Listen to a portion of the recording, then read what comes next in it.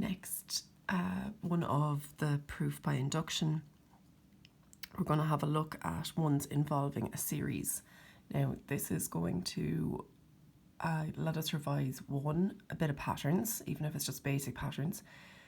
Two, we get to look at some notation, mathematical notation, and make sure that we're clear on that. And three, it'll be great for your algebra, okay? Being able to add fractions, get two fractions into one single fraction, all that sort of thing. So they want me to prove by induction. Okay, so that means I have to have my 4 steps. Step 1, prove it's true for the lowest number in this situation. It's 1 again. Step 2, assume the proposition is true for n equal to k. Step 3, the part that's going to involve the most amount of maths is where I prove the proposition is true for n equal to k plus 1. And step 4 is where I make my conclusion, and I just, I've shown that the proposition is true for n equal to 1.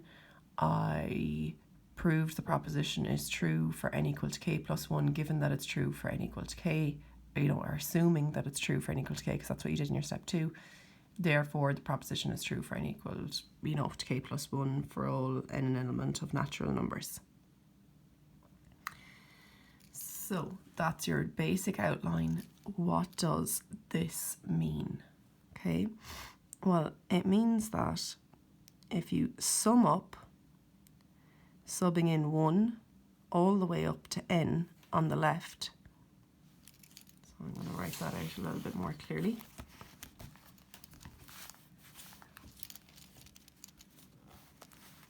So what happens if I sub in starting at 1 and ending at n? Well, starting at 1, 4 times 1 is 4. Sum up, 4 times 2, 8, plus 4 times 3, 12, plus 4 times 4, 16, plus 4 times n, whatever it is. I'll show you this in a second.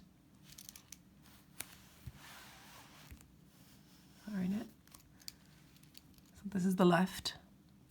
You could want to write it as 4 times 1 plus 4 times 2, so you can see it, plus 4 times 3 plus 4 times 4. So I'm subbing in 1, adding it on to 2, adding it on to when I sub in 3, all the way up as far as when I sub in n. So that's the left-hand side. And apparently, a fast way of doing that is 2 times whatever n is, bracket n plus 1. Apparently, both of these will give you the same answer. Now, I'm not going to do induction for a minute. I want to show you exactly what this means so that we're very clear. So let's say we wanted to sum up the first 3. So what have I done? N, the highest value of n is 3. So let's forget about this bit. What's 4 plus 8? 12 and 12, 24. So I could do it the slow way. Now, 4 times 1, 4, plus 4 times 2, 8, plus 4 times 3, 12. Sum all that up, and I get 24. They're saying that you don't need to do it out in such a slow way. You could just get 2 times your n, so n was 3, the highest number was 3, bracket 3 plus 1. So that's 6 by 4, 24. So that doesn't seem too beneficial here when it's just 3 terms that I want to sum up. Maybe if I wanted to sum up the first 10 terms. So we'd have 4 plus 8 plus 12 plus 16 plus 20 plus 24 plus 28 plus 32 plus 36 plus 40. 1, 2, 3, 4, 5, 6, 7, 8, 9, if you wanted to sum those up, apparently a fast way of doing it is just to go, right, that's 2 times n was 10, the number, and then 10 plus 1. Isn't that it? 2 times the 10 bracket, 10 plus 1. So whatever you've summed up as far as. And that gives me 20 by 11, and that's so much faster to work out than maybe this plus this plus this. Or especially if I want to sum up the first 100 or the first 1,000, etc. So that's your basic idea of what this means. Now they want me to prove it. Okay, so I'm going to step 1.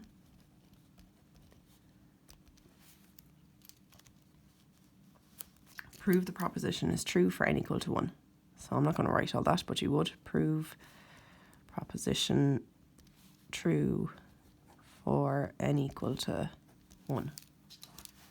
All right, so let's just check. If I wanted to sum up the first term, not the first 3 or the first 10 or whatever, if I just want to sum up the first term, well, then I'd only go as far as that on the left. And is that true for if I do that on the right? That gives me 4. Is that equal to? Yep. So, step 1, proposition is true for n equal to 1. Step 2. I would like to assume the proposition is true for n equal to k. So what am I saying? I'm saying 4 times 1 plus 4 times 2 plus 4 times 3 plus 4 times n minus 1 plus 4 times n. It is a fast way of doing it. No, sorry. Anywhere I had an n, I'm going to throw in a k for n equal to k. A fast way of doing it is to go 2 times k bracket k plus 1.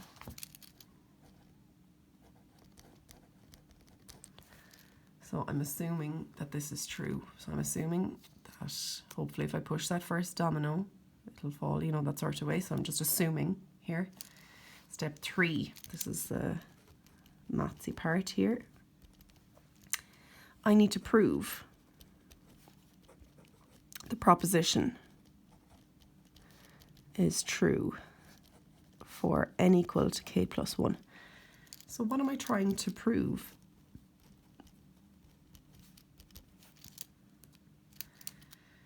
So instead of going up as far as k on the left, I need to go up as far as k plus 1.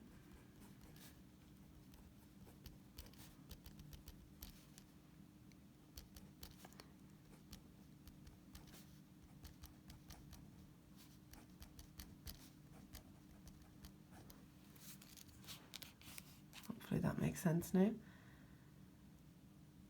So anywhere I saw an n, I need to go up as far as k plus 1 this time. So if I went up as far as the 3rd term last time, I need to go up as far as the 4th term this time. I need to go up 1 more on the left. I need to add on 1 more. And apparently, this is what I'm trying to prove. A fast way of doing that is to go 2 times k plus 1 and then k plus 1 plus a 1. Hopefully that makes sense now. On the left, I didn't, like up here, I might have gone up as far as the 10th value. Well then, if I'm going to go to the one after that, I need to go up as far as the 11th value. And then up here, I would have been subbing in 2 times 10 bracket 10 plus 1. But down here, because I've gone up as far as the 11th one, I'd need to go 2 times, you know, your 10 plus 1. So that's your 11. And then 11 plus 1. So here's my proof now. At some point, just like we did for the divisibility, we need to have a look back and use our assumption here.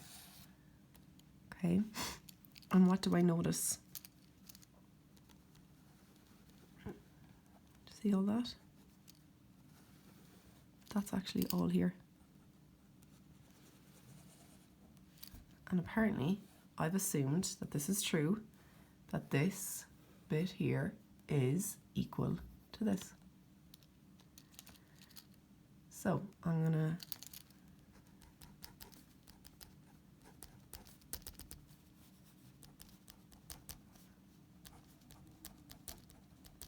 take the left and work with it until it looks like the right here. Now, what is the right?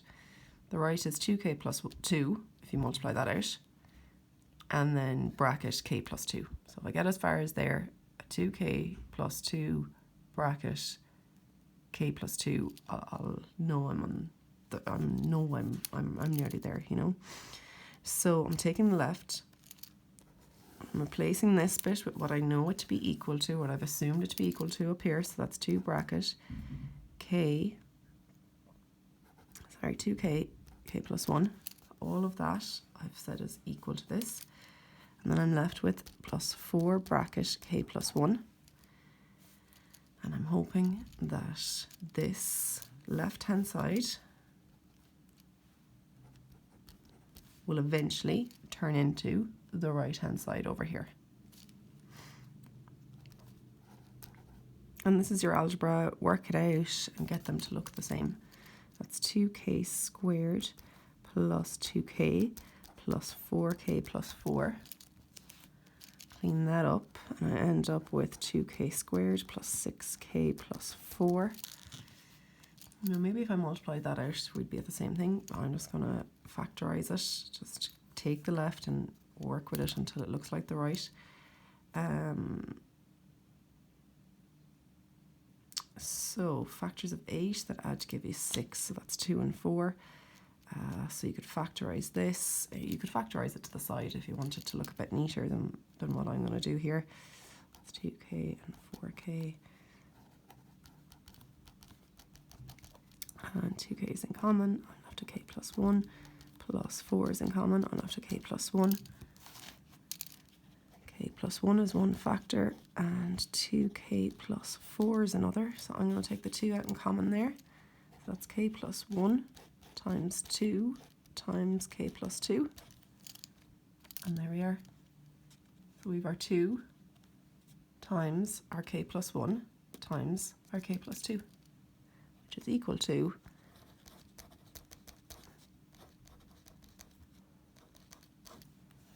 our right-hand side. And then I go to my step 4, and again, I'm not going to write it because it's the same all the time. The proposition is true for n equal to 1, because I proved it in my step 1. If the proposition is true for n equal to k, so now I'm talking about step 2, then it will be true for n equal to k plus 1, because that's what I've proven. Therefore, by induction, it is true for all n an element of natural numbers. I would then, if you're happy with that and you want to try some, you could try the other example here, but that's going to be a bit trickier. I'd probably start maybe with exercise 11.2 and just try some of these and see how you get on with them. I'll gladly put any of them on video for you if you're getting stuck. So just try and be as neat as possible, and hopefully the way I've structured that has explained what you are to do in every step, and take your time with it. Sometimes the algebra will be harder than that.